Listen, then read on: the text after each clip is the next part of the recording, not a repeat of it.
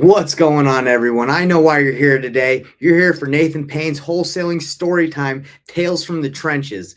And guys, I got a doozy for you today. I got a story that will blow your socks off because it still makes me laugh to this very day that we got duped. We got tricked by our flyer guy, okay? And if you've ever hired someone and just trusted that they would do the work that you pay them for, you're in...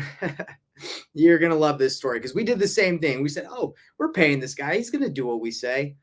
But you're going to find out quickly what will happen in the real estate industry if you pay someone to do something and you don't check on them and you don't check their work. So I'm just reflecting. This is a journal from, my beginnings in wholesaling. So you guys can see exactly what it's like to get started in real estate investing. And if you do things like I did, what to avoid. That's what this story time is for. Tales from the trenches, still in the trenches. And I like being in the trenches because that's where you learn the most, but learn from my experience. And that's why we're here today. And I'm reminiscing about the time, like I said, we hired a flyer guy to flyer for us. And it didn't work out as well as I thought it would. But we're going to be telling you guys exactly what not to do and about the story. And I got a gift for you at the end of the video.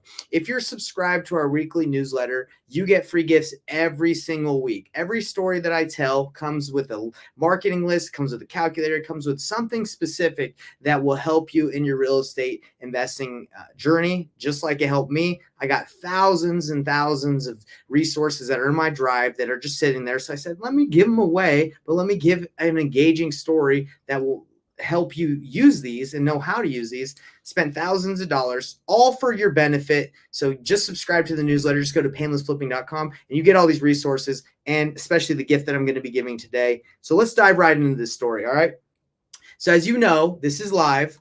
I'm not over here pre-recording this stuff and editing it. What you're watching right here is live. All right.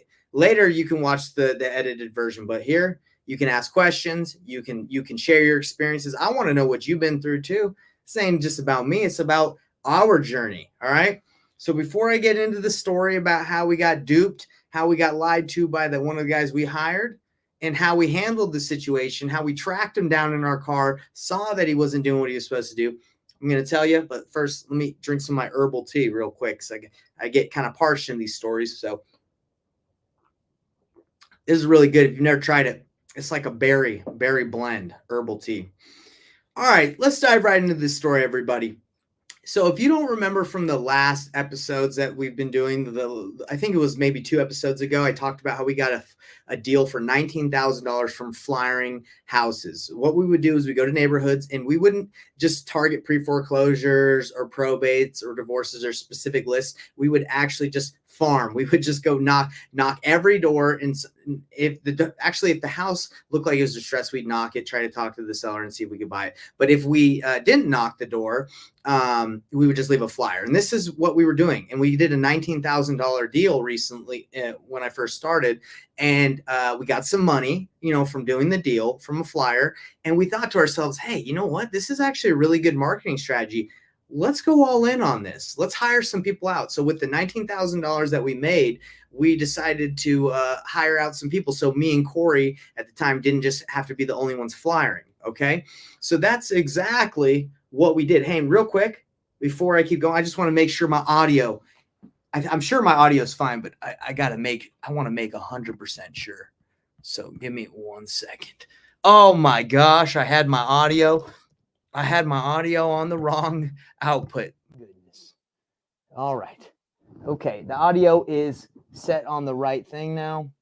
Hey, this happens. Technical difficulties. All right. Sorry about that. If you're watching this live, this is just what happens. I had my mic on the wrong one. Gosh darn it. What's up? If you're watching this live, give me a shout out. Like this if you're like, hey, I like this. And if you don't like it anyway, because it helps the algorithm get this in front of more people. And that algorithm, it's a son of a gun. I'll tell you what, that dang algorithm. I don't even know what triggers that algorithm, but hey, just like it. Okay, cool. All right. My bad. The mic wasn't set. Dang freaking mic. Technology. All right. I'm going to start over.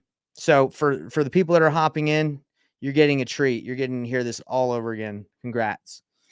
Get my iPad up. All right, here it goes. Here it goes again. So if you didn't if you didn't join us on the last episode or the previous episode where we talked about how I did a $19,000 deal by flyering homes, we would just flyer every house in the neighborhood. We would go to neighborhoods that were a little bit older, built in the 1970s, and we would leave flyers on their doors saying, "Hey, we bought a house recently in the neighborhood, looking to buy more." And we would get calls. We'd get calls from people that were upset saying, "Don't leave your trash on my door." We'd get people saying, "Yes, I want to sell." So that was one of the marketing strategies I used to implement, and we would get a lot of deals later on. But when I first started, that $19,000 deal was the first. And if you are subscribed to the newsletter at painlessflipping.com, we actually give you that exact template of what it says, what it looked like, the paper to use, all that. But anyway, so where we are right now in my journey is we just made that $19,000 and we're like, well, let's hire this out because I don't want to be flyering all day. There's other things I can do. So let me leverage that marketing money and let me hire some people. So the next thing we did is once we decided to go all in on the flyers, we hit Facebook. We went to Facebook, just made a bunch of posts on Facebook saying, hey, we're looking to hire flyer guys. We're looking to hire flyer distributors. And we made those posts on Utah jobs for sale. Like we went to all those little groups of people looking for jobs. And we had many applicants that were interested in what we were offering at the time in 2018 was 5 cents a flyer. It was like 5 to 10 cents a flyer. If you drop the flyer, that's 10 cents. And then what we would say is you could do like 100 an hour, or you could do a certain amount where it came out to be like $7 to $10 an hour, depending how fast you went. And like I said, we had multiple applicants, but we found the chosen one. We found the chosen one, or so what we thought was the chosen one. What ended up happening is making up all those posts, making those posts. People would come into the broker's office we were working at, and we would interview people to see if they wanted to flyer. We had like a stay-at-home mom that wanted to flyer while she pushed her kid in her stroller. She did that for a day, and she's like, this job sucks, I'm not doing it. And we're like, okay. But finally, like I said, we found the chosen one. In comes a guy named Rob. All right. Rob comes in, just imagine, long blonde ponytail, tall, lanky guy, and combat boots on, white tank top, giant combat boots, black, looked like he had been walking for thousands of miles. Like it just, the boots were worn out, but he was, you could just tell the man knew how to walk. All right. And what ended up happening is he's like, guys, I love walking. I walk everywhere. Okay. I enjoy it. I really have fun walking. And you're telling me you can pay me to go walk? I'm in. And we're like, okay, I think we found the chosen one. We found the right guy. He loves to walk. He's got the boots. He's got the ponytail that waves in the air as he walks, and it bounces every time he steps. He's the one. So we hired him. We said, you're in, buddy. You're the flyer guy. And what we did at the time is we had this old ghetto Garmin watch. Okay. It was a watch that like you could track like where you walked. I think people use it for like riding bikes and like tracking their pace and everything. But we gave it to him. We said, okay, you got to wear this watch when you go out and flyer. We're going to give you the flyers. You're going to go to neighborhoods and flyer, leave them on the doors. And you're going to do this for 8 hours a day. My man was ready. He was ready to rock and roll. We believed in him. So we told him exactly what neighborhoods to go hit. And he started his journey. Okay. The first day he goes out, he comes in. Well, we hired him. The next day he's ready. He comes in, ponytail and all, white wife beater tank top. And he's like, and mind you, this is in the middle of like coming to like almost the end of the summer where it's like the hottest here in Utah, blazing hot. Okay. And he's coming with the tank top, jeans, and the combat boots, and he's ready to roll. So we give him about 100, 200, maybe it might even been like 500 flyers. And we said, okay, knock those out. Here's some tape to put them on the door. Go do your thing. And my man, he goes. And I didn't think about him putting on sunscreen. I wasn't really worried about his skin.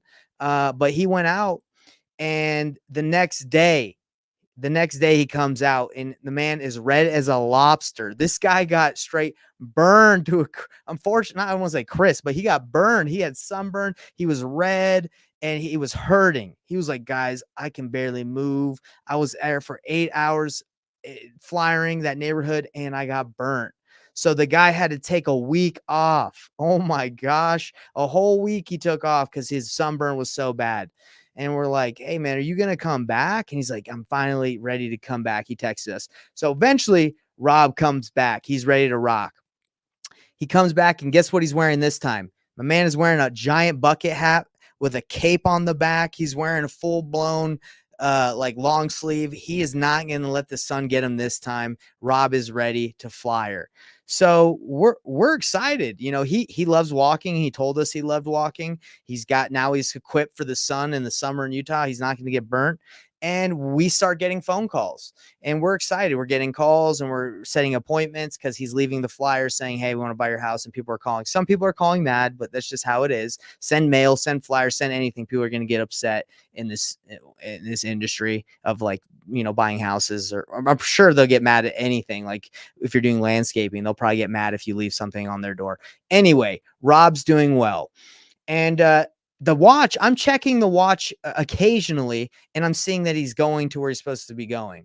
And, you know, 2 or 3 weeks goes by and the calls die down. You know, the calls aren't going. And I'm checking the watch. I'm actually not checking that much because I'm like, okay, why would the guy not be walking anymore? He's saying he's picking up the flyers. He says he's going, but the calls die down. And I say, Corey, it's kind of weird. You know, we were getting a lot of calls before.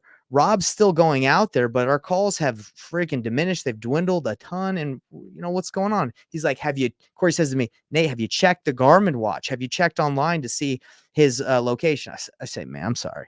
I've let that slide. I trusted the guy. I didn't even think to check anymore because I was like, I thought he had it.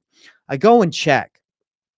And the line that the Garmin watch shows, that the trajectory of like where he's been walking, it's just straight lines on the sidewalk.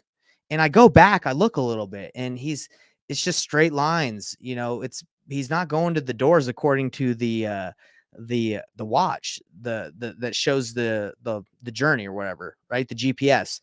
And I'm like, man, it looks like he's just walking on the sidewalk. He's been doing this for a couple weeks when the call started dying down. There's no way he's just going out there for 8 hours a day and just walking the sidewalks. That's a waste of time. That's why I said to myself, and Corey's like, maybe there's something malfunction with the watch. Maybe the watch isn't working. I said, I got an idea, man. Why don't we just go follow him? We know exactly where he's at. Let's go drive over there and just go see what he's up to. So we hop in the car and we drive to one of the neighborhoods in West Valley. He's flying, right? He's flying. And we're driving through the neighborhood where he's been there for a couple hours. We don't see a single flyer on the door, not one tape, nothing, zero, nada. We see him. He's laying in one of the church parking lots. He's just laying on the grass. We're like, we saw, this is kind of fun. We're like detectives at this point. We knew he wasn't doing it at that point. We knew he was just messing around with us. So we just parked the car and we watch him. And the man's taking a nap for about 20 minutes on the grass, just under a tree, just sleeping. We're like, okay, all right, he's napping. That's fine. I guess that's cool. So he eventually gets up. He gets up and starts walking. We're like, okay, here we go. We caught him napping. What is he going to start flying? And guess what? There's a video. We have video evidence. We got proof because I got him. I started recording him. We'll throw it in the video that gets edited here on YouTube. But we catch him just walking. He's missing houses now. He's not flying houses. He's literally just walking past all the houses he should be flying, the houses that he says he's flying that we were paying him for the last couple weeks. He's just passing them by. And Corey's starting to get fired up. He's like, man, I'm about to go pull up on him and tell him we caught him. I said, no. We'll get him. We'll get him another way, Corey. Let's go. We know he's not doing it. Let's see how long he keeps this lie going for, because we're not going to pay him obviously anymore. Because he's lying. Let's go back to the office. So we go back to the office and I'm like, hey, he's going to come back for his next batch of flyers. At this point, we don't care. Let's see how long he says he lasts with the flyer, the 500 batch we gave him the last time he came in. So he comes in a couple days later. He's like, hey guys, can you imagine this, just lying like this? He says, hey guys, I just finished the other batch of flyers. I'm ready for my new batch. I'm ready for the new stack. And this is how I played it. I was like, hey, Robert, it's kind of weird. You know, we haven't been getting any phone calls from any of the flyers you say you've been holding out. What do you think's going on? He's like, I don't know, man. I don't know what could be going on. I've been flyering. And that's what he says. He's like, I've been doing it. And I was like, you know what? We actually, and I wanted to give him the opportunity to just admit it. I didn't want to just say, hey, we caught you, buddy. I wanted to give him the opportunity. So I said, that's interesting. We actually drove one of the neighborhoods that you said you flyered. We didn't see a single flyer on any door. What do you think could have happened? And this is what he says. He says, maybe the wind blew them all off. It was probably the wind, or maybe everyone picked them up by the time you saw them. And I was like, oh, okay. So no calls. Maybe the wind blew them off.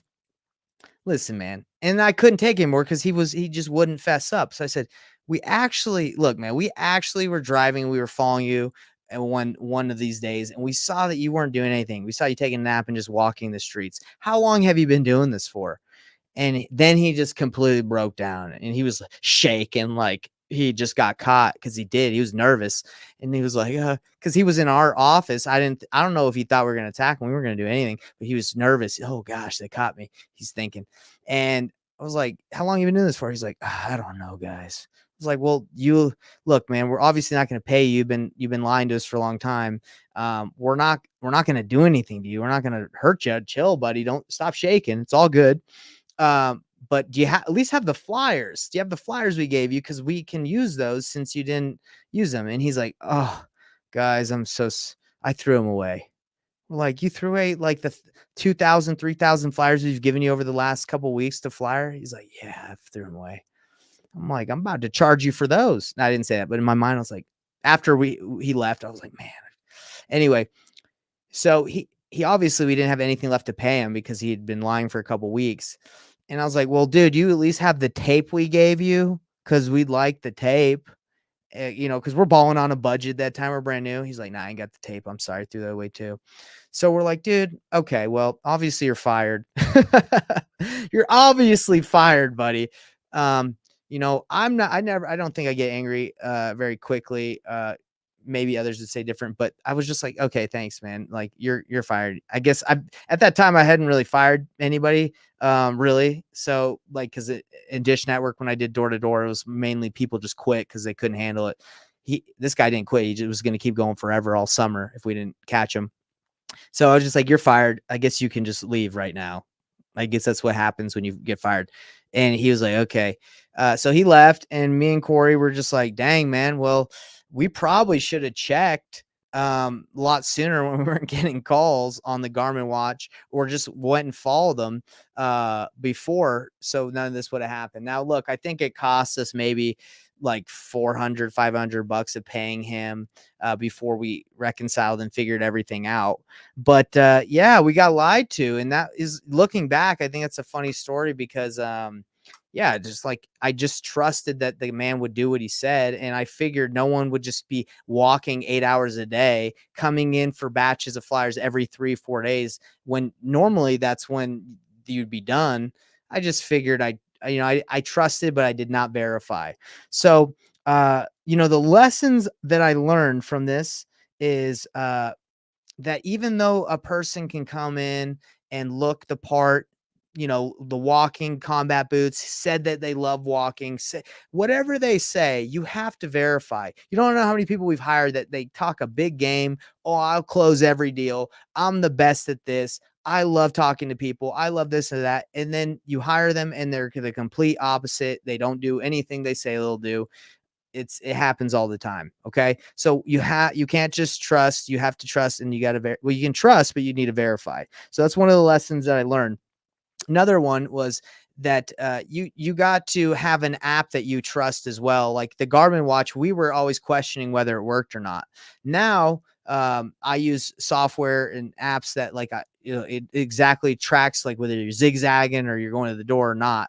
And that's what I want to give you guys is for subscribing to the newsletter at painlessflipping.com. When you receive this story, I'm going to give you a 7-day free trial to the app that I use to not only track when I'm driving for dollars, I'm tracking when people are flying for me, but it also does many other awesome things. Like you can skip trace right from there. The cool thing about the app is you can mark houses that look crappy while you're knocking or walking or flying, and you can actually skip trace them right there and call them while you're right in front of their house, which is a great move because we've done tons of deals through driving for dollars, looking at distressed houses. So I'm going to give you that app, 7-day free trial. and it will help you succeed if you decide to do the strategy. Guys, I talked to another guy who was at a mastermind the other day. He does about 20 to 25 deals from knocking pre-foreclosures doors. And when you people in pre-foreclosure, probate, he does this. And then obviously if they don't answer the phone, he leaves a flyer. So this is a strategy that works extremely well, especially if you're on a lower budget and you want to save money. It works like magic. The only reason I don't implement as much because I don't want to manage that kind of team at the moment. But I tell you, if you are brand new, this strategy of flyering and knocking is money, especially if you're really targeted and you have buyers and you do it the painless way. You're not just going to a random neighborhood. You don't know anything who will buy it. You got to have an understanding of, who can buy the deals if you're going to wholesale them to them. So let me get through the closing thoughts and then we can wrap it up. As I reflect on this journey, it lets me know that, obviously I've leveled up as a manager. And if you struggle with hiring people and you need to reflect and be like, what were my struggles? Just like I'm reflecting. Well, my struggles was I wasn't really checking on him. I was just hoping and trusting. And if that's your management style, it's not going to work out all the time. I can tell you right now, if you just hire someone and you're like, I believe he's going to do what he said he would. Not a good management process. I'm telling you, strategy is bad. Don't do that. And my last thing I want to do is I want to invite you to subscribe to the newsletter again.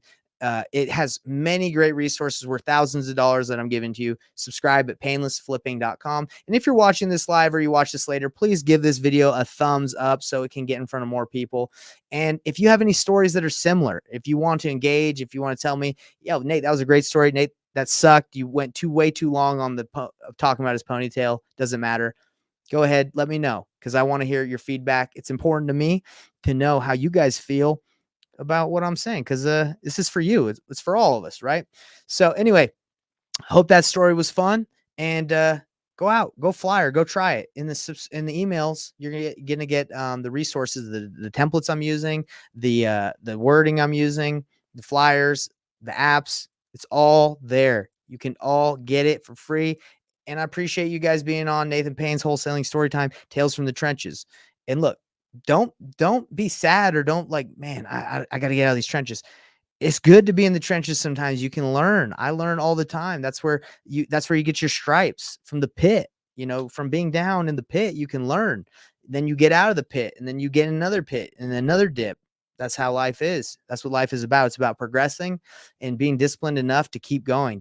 If you stop, you're going backwards. Always progress. So thanks again for being a part of Nathan Payne's Wholesaling Storytime, Tales from the Trenches. See you on the next week's episode where we're going to be talking about, I think next week's episode, we're going to be talking about where I climbed through a condemned house window. Actually, I didn't climb through, but I went into a condemned house. I don't know why I went into the condemned house. I was talking to the guy who I met on the street, said he was selling it. And he's like, you want to see inside?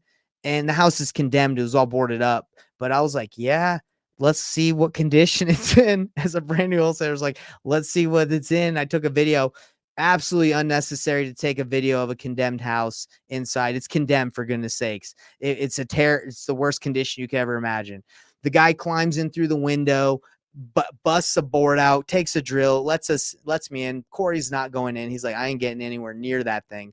And I'm like, oh, I'll go in. I don't care. And I saw some of the craziest stuff I've ever seen. There was like buckets of doo-doo because there's obviously no pipe. What was I thinking? I don't know what I was thinking. I was trying to get a deal done. All right. So that's what the next story is going to be out about. Crazy. Look, why am I doing all this again? Because everybody on social media paints a rosy picture. Oh yeah, you can make all this money when you first start and you can crush it. Learn from me. Maybe you guys are smart enough to not do what I did, but if with hiring and all these lessons you got to learn and paying money on marketing, and maybe you struggled like I did. And that's why I'm telling you all these things so you can learn from my experience.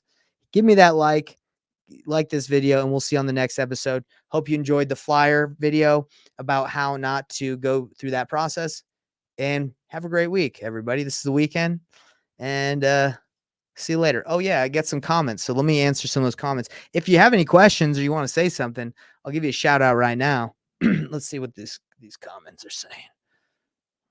Let's see right here. Did you say Did you say garment watch?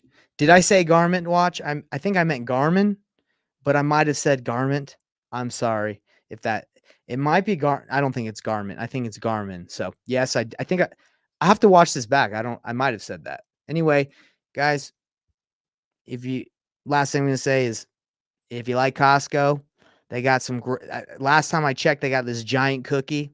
Got the hot dog. I love Costco. That's why, if you're ever wondering why I wear Costco stuff, because I'd love to retire from real estate, make enough where I can just live off of the residual, or, not have to worry about money, and go work at Costco. So Costco's the dream, and we're using real estate to get there. You got to know where you want to go so you can get there. Peace out, everybody. Have a great weekend. Peace.